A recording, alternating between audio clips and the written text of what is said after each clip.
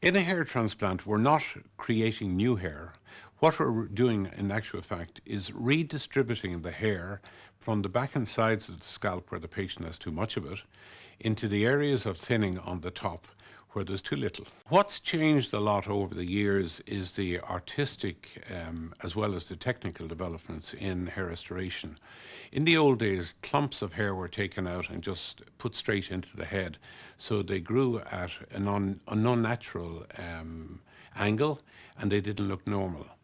Whereas now, by doing individual hair follicles one by one, we can transplant them following the angle and direction of the patient's own hair, and we just put the single hairs along the hairline here, and then the two hair follicles go in behind that, and then the larger hairs, the 3s and 4s, go in that. So you get this very nice transition, natural look to the hairline, which is obviously the key area.